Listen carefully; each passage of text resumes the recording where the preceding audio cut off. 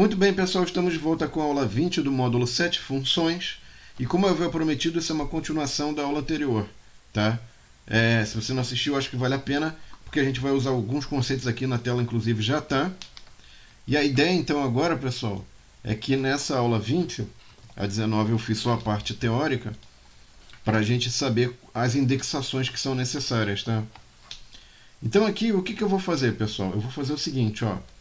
Eu vou pegar e vou falar assim, olha, eu tenho uma lista 1, e essa lista 1 tem um G, tem um T, tem um A, tem um C, tem um T, tem um G e tem um C, de novo. Agora eu vou pegar uma subsequência E. Essa subsequência E vai ter alguns caracteres ali, tá? 2, para não ficar muito... Enfim, ficar fácil da gente... E aí a questão é saber o seguinte, quantas vezes essa subsequência E aparece na lista L1, tá? Então eu vou criar aqui uma função subsequência lista L1E. Aí aqui eu vou botar print soma. Pronto, bem simples, sem mais complicações, tá? Então vamos lá, pessoal, o que eu vou precisar? Nessa subsequência, eu vou fazer o seguinte, ó. Então eu vou ter uma função subsequência, cujos parâmetros de entrada são lista 1, sub1. Soma, a nossa soma é 0, ou seja, por enquanto eu ainda não encontrei nada. Eu não encontrei ainda uma subsequência dentro de lista 1, que seja igual a sub1, tá? Aí eu vou guardar aqui a informação do tamanho de lista 1. Qual é o tamanho de lista 1? N. Por quê? Porque aqui lá na aula passada a gente chegou que esse N vai ser usado alguma hora para calcular o I máximo, tá? O máximo valor de I. Até o máximo valor que I pode chegar. Tamanho é o quem? É o tamanho da subsequência, tá? Então lá na aula passada também a gente ficou discutindo e definindo que tamanho seria o tamanho aí da subsequência. A variável tamanho guarda essa informação. Eu tenho um for de I em range de 0 até n menos tan mais 1. Tá? E aí vem a grande pergunta. Peraí, professor. Você tinha falado que aqui era n menos tan. Vamos verificar? Ó. Vamos verificar aqui. Ó. N menos tan. Por que você está botando mais 1? Porque aqui eu estou usando o range.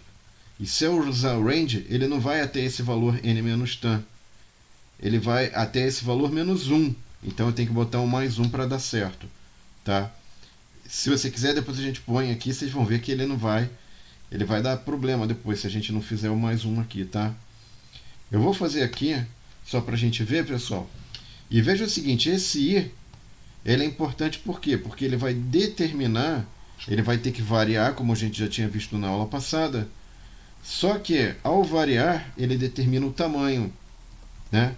E o tamanho da subsequência que eu vou extrair de lista 1, esse tamanho vai de I até I mais tamanho. Então eu vou pegar lista 1. Eu vou fazer slicing, né? Eu vou cortar. Vou fracionar essa lista de I até I mais tamanho. Tá? Eu vou fazer o seguinte então, pessoal. Eu vou mostrar para vocês, aqui para ficar mais claro ao longo da execução. E aqui eu vou botar só para vocês verificarem passo a passo, eu estou botando esses prints, porque isso vai facilitar a gente fazer certas verificações, tá? If, verif, sec. Esse verif sec a gente já tinha falado numa outra aula, pessoal, tá?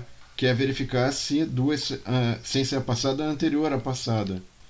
Se as duas sequências a que você tirou, né, de lista 1 e a que você passou como parâmetro, que é a que você quer comparar cada trechinho de lista 1, né? Será que elas são iguais? Então agora aqui, ó, vem o soma mais um return soma. Muito bem, então aqui, pessoal, vamos fazer um zoom menos. Então veja, a gente já tem todos os elementos da aula passada e da anterior à passada, tá? Então com isso, vocês vão ter o seguinte, ó, são respectivamente as aulas 19 e 18. Então vamos ver o que tem aqui, ó. A gente tem a extração de um pedaço, fazendo o slicing, né, da lista 1 para uma subsequência 2. E comparando essa subsequência 2 com a subsequência que foi passada, para saber se ela ocorre na lista 1. Tá? E aí agora eu tenho que ter a funçãozinha, vou fazer uma outra função, que vai verificar se duas sequências são iguais ou não. Claro que no Python tem comandos para fazer isso? Tem. Mas a nossa questão aqui é a gente criar as nossas funções, entendendo o que está fazendo, que é o mais importante, tá? Então essa funçãozinha que eu estou fazendo agora, pessoal, o papel dela é justamente fazer o quê? Adivinha? É isso mesmo. Comparar duas subsequências, elemento por elemento, até achar um elemento falso e interromper. Então, se for diferente, um dado elemento da sequência, que eu estou correndo em paralelo as duas sequências, né? Então, ele para, ele atribui falso, que a igualdade é falsa, e para o laço, quebra o laço, break, faz isso, tá? E sempre ele vai retornar o estado, que pode ser verdadeiro ou falso, se as sequências são ou não iguais. E se for verdadeiro, ou seja, são iguais, ele soma. Se for falso, ele não faz essa soma, ele não incrementa esse valor, tá? Eu estou botando menor aqui, pessoal. Eu vou fazer o seguinte, vou aumentar o tamanho aqui para a gente poder enxergar melhor. Ó. Então agora veja o seguinte, o que ele fez? Ele pegou a sequência completa. Aí ele falou, começa daqui, ó, pessoal, compara o GT com o E, né? Aí deu igual. Aqui ele comparou GT, que é a sequência de referência, com o segundo pedaço. Não é igual. Depois ele vai comparar AA, tá vendo? Então aqui, ó, vou comparar GT com AA, que é essa outra sequência. Depois ele vai comparar com AC. Então, ó, vou comparar GT com AC, não é igual. CT. Então foi AC, agora CT, depois TG e depois GC. Tá vendo? Então ele vai lá, AC, CT, TG, GC. Tá? Muito bem. Então, com isso, pessoal, o que acontece? Toda vez que ele verifica que a subsequência é igual, né? Ele vai retornar, ele vai fazer o que? Ele faz essa verificação, né? E vocês viram aqui que ele retornou 0. Falou, pô, mas espera aí, ele retornou 0 e tem um erro. Por que tem um erro? Porque esse verif tem que estar dentro do for e não fora do for. Tá? Agora vai rodar certinho. Ó, retornou 1, porque na primeira comparação deu igual. Então toma cuidado com a indentação aqui, pessoal, que se fizer assim, esse if está fora do for. Agora, se o if estiver dentro do for, toda vez que ele seccionar uma subsequência de lista 1 diferente, ele vai comparar com a sequência de referência que é dada em sub 1, tá? Então, é isso, pessoal. Eu espero que vocês tenham gostado. Esse programa vai estar na descrição do vídeo. Não esqueçam de curtir, não esqueçam de avisar seus colegas e tal, para que eles também possam aprender Python. Essa iniciativa é totalmente gratuita, sem propaganda, para que a fluência do estudo seja a melhor possível, tá?